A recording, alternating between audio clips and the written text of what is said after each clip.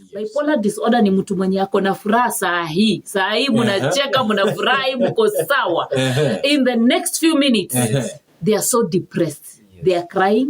They are, they have no moods at all. So they have high moods and then they have low moods.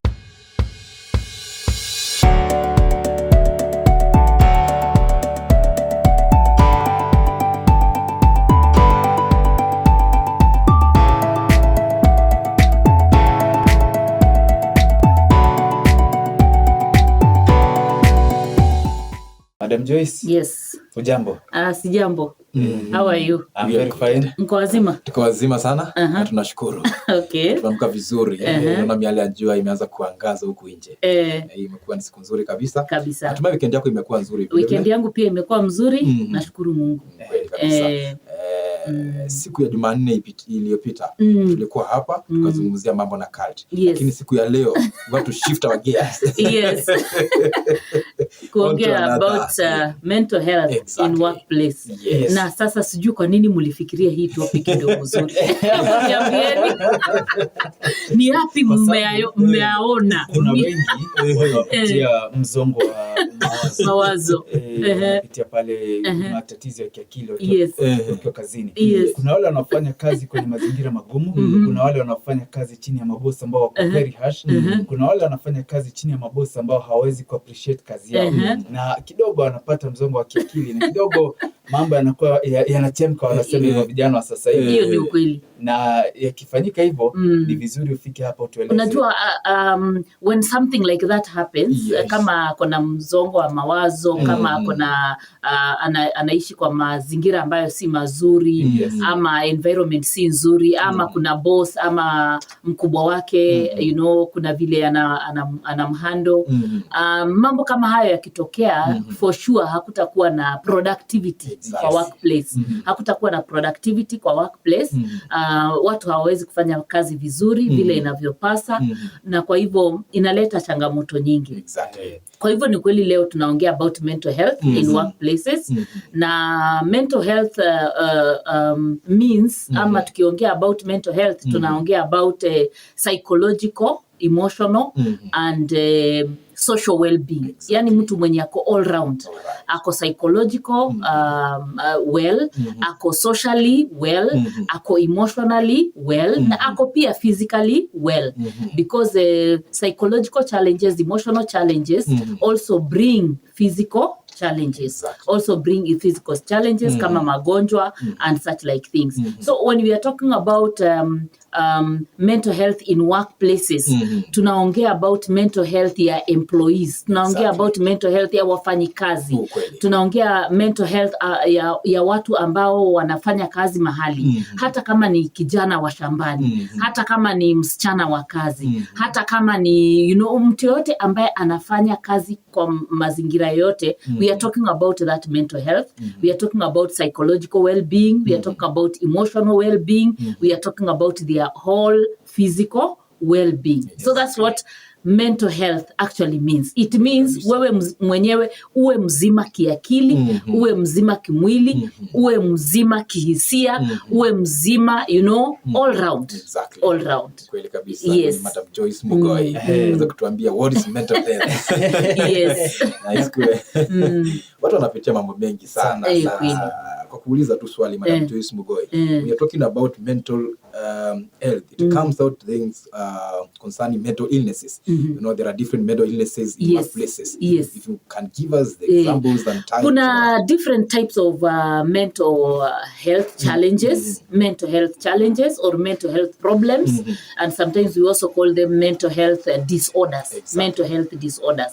Some of them are like depression. Depression is just someone is in low moods, totally low moods. Whatever you do, they have loss of interest of daily life activities. They could be sleeping in the house without waking up, without taking breakfast, without showering, without receiving calls, without making calls, or they could be people that are coming to work, but you can see they have no interest at all in anything. They have no interest even in their work. They have no interest in their colleagues. They have no interest in the environment. They have no interest nothing is making sense. So bored. yeah, they're always bored. So there is the clinical depression. Then we also have anxiety disorders. Anxiety disorder ni mtu ambaye akona fear, akona loss, akona feelings of fear, akona feelings of worry, akona feelings of anxiety, roho inadunda tu, kila mara hata ukifungua mlango anashtuka, ukinock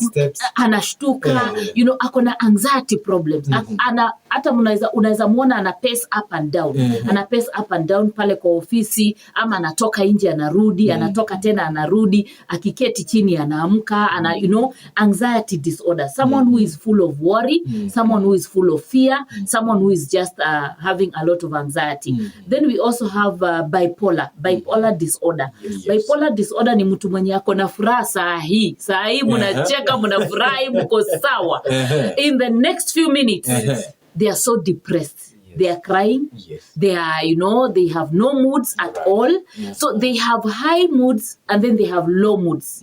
They have depressive moods and then they have also elated moods. So that's another sign also. Kama uko na colleague pale, one moment they are very happy and all that, and then the next minute they are even depressed, they are crying, they are, all that. That is a bipolar disorder. Then we have schizophrenia. Schizophrenia is actually what we call, under normal circumstances, we call madness. Ile mtu unasema huyu anakuanga mwenda wazimu. When we talk about that, we are talking about schizophrenia. Yule mwenda wazimu, tunawaitanga mwenda wazimu under normal circumstances. Unajua these other mental health problems, you may not see them. Hata uwezi jua mtu ako na hiyo shida. Ukipata mtu ameketi hivi na ako na depression, you may not know that they have depression. Ukipata mtu ameketi hivi na ako na anxiety problems, you may not know unless you see them pacing up and down. But schizophrenia, unaweza ona mtu useme, I think huyu akili yake haiko sawa. These are the people that are disoriented. They have hallucinations. They are psychotic. Also psychosis also is also another type of depression. Then we have post-traumatic stress disorder, which we call PTSD. Post-traumatic stress disorder ni mtu ambaye alienda through some traumatic experiences in life, and then they have never been normal. After that, they have never been normal. Maybe they went through a certain traumatic event, and then after that, they never became normal. They still have fear. They still have those episodes of stress. They still have depression because of that traumatic events. Then we have paranoia. Paranoia ni yule mtu hayuko rational. Paranoia ni yule mtu anaona vitu zenye wengine hawaoni. Like he's paranoid about everything, or is fearing everything. Paranoia ni yule mtu anaweza kuangalia kwambie jirani yako, si mzuri, vile amekuangalia, hii chakula umeileta, naona kama umeleta na kitu. They are just paranoid that you're going to harm them in one way or another. That is someone who has mental health problems also. Then we have people who have eating disorder. There is a time we handle eating disorder. It's also a sign of mental health problem, eating disorder. And there are many others that we can be able to classify them, but these are the most common ones. Yes. And umetaja vizuri sana ukasema hizo zote ambazo zimeza, hizo ni examples za mental illnesses ambazo zina cause mental disorder ama mental illness, mental illnesses pale kwenye workplace. So dangers za hizi dangers of mental health. Dangers of mental health. Now, mental health breakdown in our workplace. Now, number one, if someone has mental health challenges, they will not work properly. So productivity is lowered. Number two, relationships there will not work. Colleague relationships. There will be conflicts in the workplace because of someone who has mental health problems. Because if they have irrational thoughts and they meet you and they say, wewe naona unitaki, hata ile promotion yangu ni wewe ulifanya nisipate. Are you seeing? So the relationships there will not be good. And then we also have deterioration of life totally, until to some extent some people also die. Some people also die. Either they die of that sickness, or they commit suicide, or they harm themselves, and so on. So in the workplace, there are very many challenges, and there are very many effects of mental health disorders or mental illnesses, that relationships will not work, that they may harm each other, they may harm, themselves, they may also die out of it. There will be no productivity at the workplace, relationships will not be working. So generally, there are a number of effects that are caused by mental illnesses at workplaces. And they lower productivity. They lower productivity. Actually, if you have a worker, if you have an employee, please give them some peace of mind and keep checking on them to be able to find out whether they are okay. Exactly. Why? Because if you have a worker that is mental ill, or he has mental illness, that worker will not produce properly, will not give you productivity, will not give you value for your money, will not give you value for your money. You may be paying them, but whatever they are producing is very little. Yes. Na mtu pale nje anaweza kuwa anajiuliza sasa hivi, kurejesha tu kwa lugha ya Kiswahili. Yes. Anashangaa, what's the importance of mental health in a workplace? In a workplace. Yes. Okay. Now, before we look at the importance of mental health in a workplace, can we look at signs? Can an employee know that... Can employer know that this employee ako na shida ya kimawazo? Wanaweza jua huyu mwenzetu ni kama hayuko sawa. So wacha tuangalie signs ama mambo ambayo inaweza onyesha ama kuashiria kwamba huyu mtu ako na mzongo wa mawazo ama ako na mental illness. So some of the things that show that someone has a mental illness are things like psychosomatic pain. Psychosomatic pain ni yule mtu anaweza kuja leo akuambie mimi naumwa na kichwa. Leo amesema naumwa na kichwa. Kesho akikuja anakuambia hii mgongo mimi nasikia kama naumwa na mgongo. Kesho hiyo nyingine akikuja anakuambia hii mguu mimi nasikia kama naumwa na mguu. So ako na mashida mengi ama ako na matatizo mengi. Anasikia matatizo mengi kila saa kwa mwili wake. Mara ni kichwa, mara ni meno, mara ni mguu, mara ni mkono, mara ni kifua, mara ni matatizo hayaishi pale. Na huyu mtu akienda hospitali ama akienda kupimwa, huo ugonjwa haupatikani.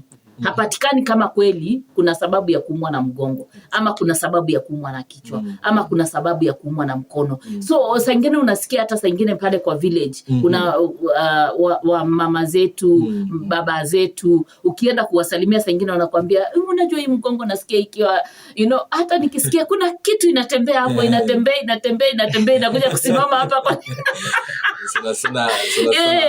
so wanakuelezea vitu kama hizo. Some of those are mental health problems or mental illness because this person has psychosomatic pain or pain that if you take them to the hospital, the doctor will test, the doctor will do all the tests and will say, I don't see any sickness here, but take this medicine. So that's one of the signs. Then another sign that we look at is a loss of concentration at work. That huyu mtu ako kazini lakini haja concentrate. Haseto. Hata akipatiwa kazi haifanyi kwa ukamilifu. Pia tunaangalia vitu kama mood swings. Vile tu niliwaambia, this time mko sawa na mtu, mnaongea tu vizuri. Next time hata unashindwa kwani tulikosania wapi? See, I thought we are in good. Unaweza kujiuliza nifanya nini? Yes. Kitu kingine ni kama absenteeism. Mtu hakuji leo, hakuji kesho, ama anakuja asubuhi, jioni hayuko, afternoon hayuko, ama kesho kutwa anaomba ruhusa hapa na pale na haijulikani ni nini anafanya. So absenteeism pia ni one of the signs. Another one is lateness to work. Another one is conflict at workplaces. Ukiona mtu asikizani na mtu kwa workplace, there must be something that is bothering them.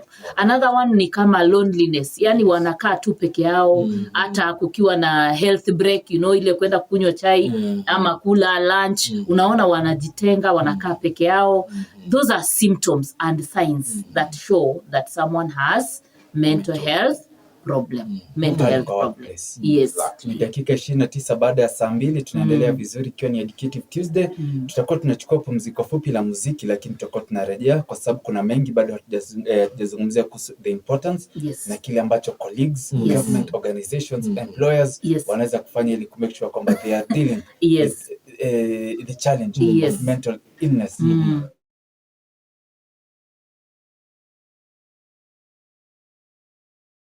Madam, kabla hatuja kwenda kwenye break, tulisema kwamba tutaangalia masuala mengine na kuna msikilizaji angependa kujua what causes mental health. Okay, what causes mental health? There are people who are predisposed to mental health, depending, some of them depending on family background. Na wengine pia there are things that they do that may make them, you know, go through mental health.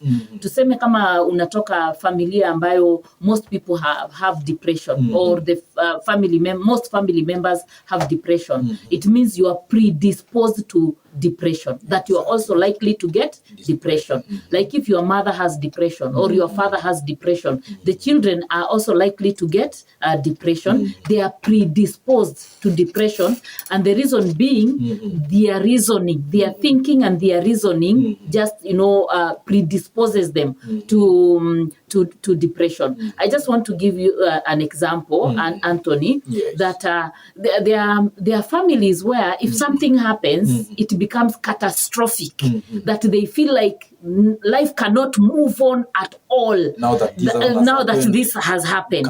And there are families, when the same thing happens in their family, they still find strength to move on with the same, with life. You know, they still look at things in a positive side. They count their blessings more than counting their misfortunes. So we have people that count their misfortunes more than counting their blessings. So these people that count their misfortunes more than blessings, they are predisposed to mental health problems. We also have things to do with drugs and alcohol abuse. You know, those that take drugs, those that take weed, definitely they are predisposed to psychosis. They are predisposed to schizophrenia. Some of the people that have mental illnesses and they are walking around in the streets and they are picking, you know, rubbish here and there. Some of those people, if you try to find out how they got to that stage, is because of drugs like weed. They started with drugs. They started with drugs. So if you start taking drugs and your family, you people, you are predisposed to psychosis. Ile tulikuwa tunasema madness. Unajua kuna families zingine, unaona most of the people in that family, their mental health status is not good. So if you come from that family and you are relatively normal, but you start taking weed, it rushes you there. Yani inakupeleka kule. Kama inakuita pale, you know. You now become more predisposed to psychosis or to schizophrenia. Yani your mental state will not be normal. So there are some things that predispose people to mental illnesses. But other than that, we also have in the workplace, we have like people who are working excessively. You know, there is too much work at workplace. You have no break time. You have no time to rest. You have no time to relax, you know, because there is excessive work at workplace. We also have things like workplace bullying. We've heard of people who reported to work, went for an interview, did an interview, and they were called and they were told, now we've given you employment. And they went and stayed there for 1 week and they left without saying a word because of workplace bullying. Bullying from your colleagues, bullying from even your supervisors. So there is workplace bullying. There's also poor working environment. Poor working environment. Right. The environment you're working in is not conducive in any way. You know, poor working environment. Maybe the situation around there. Bosses are very high. Yes, you know, all that. So again, that one also can cause mental health problems. There is even a time sometimes back that somebody committed suicide at workplace. They just went out of the window and they jumped, from a story building. And when people started finding out what really made this person to commit suicide, it was found that the working environment, there were excessive demands from the employer. There were also deadlines that someone cannot be able to meet. And basically that person did not have a life of his own, So there is poor working environment. There is also discrimination at workplace. Yes. Discrimination in terms of like if we talk about Kenya, tribalism. Sometimes tribalism is in workplaces, and you find that people discriminate you. They even tell you, this is our place, this is our company, where did you come from, and so on. There is that discrimination. There's also discrimination in terms of color. I hope nowadays it's not as much there, but but it is a discrimination in terms of color, even in terms of like a long time ago, I used to hear if you work in an Indian company and you're working the same job with another Indian, they will be paid better than you. So such kind of things can bring depression, inequality that we are doing the same work, we are working hard, all of us. Then you get promoted, me I'm left there, or you are paid more and the other person is. So inequality in job places, in workplaces can also lead to that. Job insecurity. If you're working in a place which is not secure, totally secure, there is no security, there are threats to your life here and there, it can also bring problems. Excessive workload, I've talked about that. Financial difficulties. Now, financial difficulties can be because the employer is paying you less, and it can also be because your demand for money or the way you are using your money, you need more money than even probably other people, or you have more responsibilities. And this one actually is a cause of mental health in most organizations, where the employees are not really using their resources well, or they are engaging in, or they are spending more than they are earning, and then they end up borrowing until finally they cannot sustain themselves. So that's also can be a challenge. Poor poor pay, and also poor financial management. We also have pressure of work from even the employer. We have pressure that can lead to that. We have lack of support from others, We have transfers, unwanted transfers, like sometimes back when the teachers were saying they have been delocalized.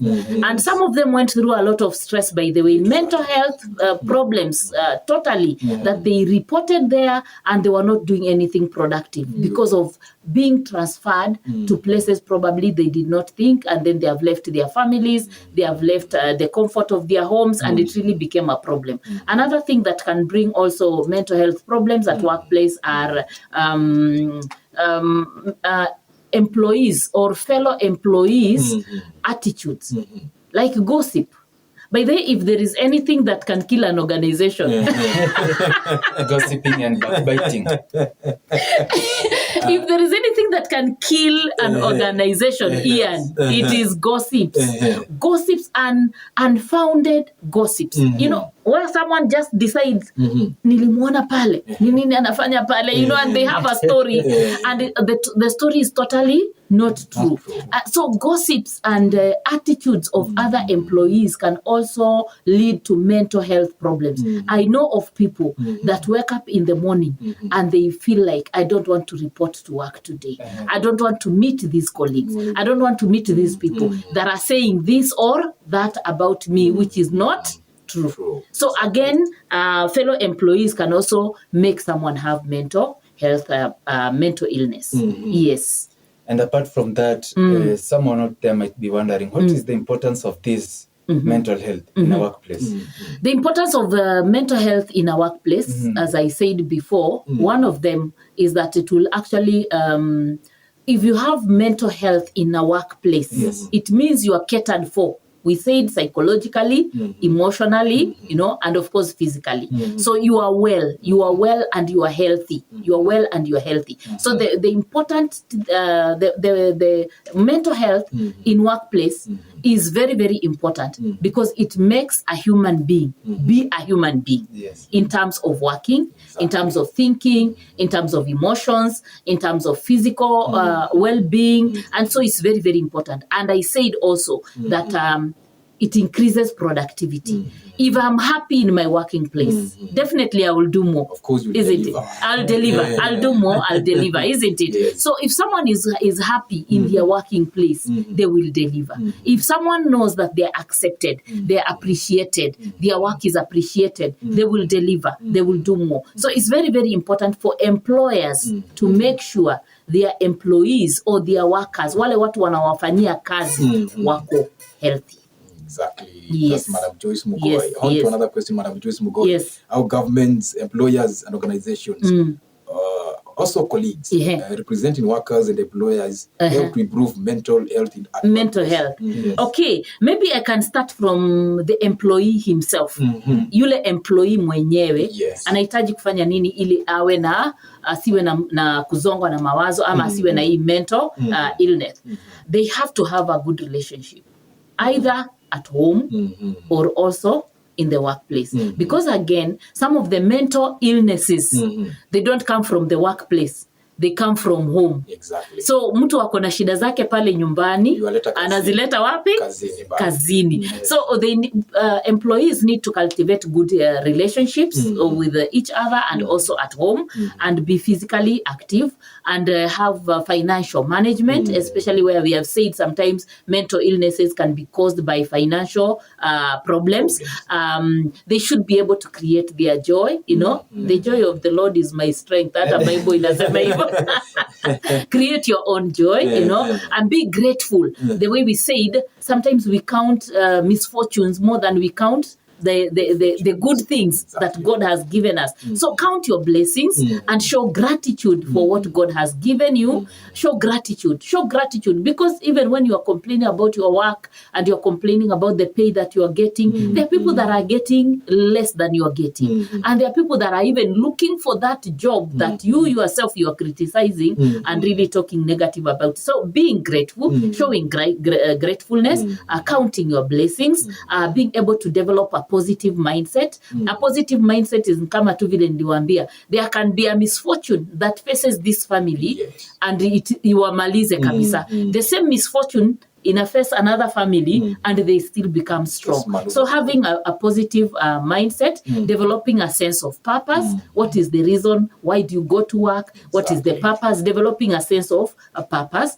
And then those that are believers like me, praying, worshiping God, and being in fellowship of other people that have the same faith and like you, can actually help you to keep off mental illnesses. Praying, going to church, worshiping God, recognizing that there are some things that are within our power and there are some things that are beyond our power. The things that are beyond our power, we give them to God, to God to handle. So once you give God to handle, inakutoka. You don't need to struggle with it anymore. You don't need to struggle with that challenge. You don't need to keep, crying over it. You just say, God, take over. This one I cannot manage. You can be able to manage. So we have started with the employee there, the things that they need to do, the things that they need to do. What can an employer do to be able to reduce this problem? What can an employer do? The employer should also seek how they can be able to provide recreational facilities. Recreational facilities like gyms, recreational facilities like a field, recreational facilities or a place where they can be able to eat and probably even buy cheap food or subsidized food. They should also have acceptable workloads. Employees should make sure that the employers should make sure their employees have acceptable workloads. Si kufanyisha msichana wa kazi kuanzia asubuhi mpaka saa 6 usiku. Hajaketi, hajakaa chini, hajapumzika. That is not an acceptable workload. Then have also breaks and flexible working schedule. Flexible working schedule is that you can be able to work this between this time, maybe 8 to 1, then maybe 2 to 4 or 2 to 5, and so on. So there should be some breaks, and there should be some, flexible work schedule. Then work in shifts also. If it is a work that it has to be done 24 hours, then have some shifts, so that you don't have someone, going 24 hours. They haven't slept, they haven't rested, they are there throughout, and then also allowing people to go for annual leave and actually forcing them to go. And I'm saying forcing them to go because we have people or employees that don't like going for leave. Yes. Because they are probably in very sensitive dockets. They are probably in sensitive dockets in terms of maybe that is where finances come in, and that is how finances go out. So sometimes they feel, if I go, people will discover what goes on here.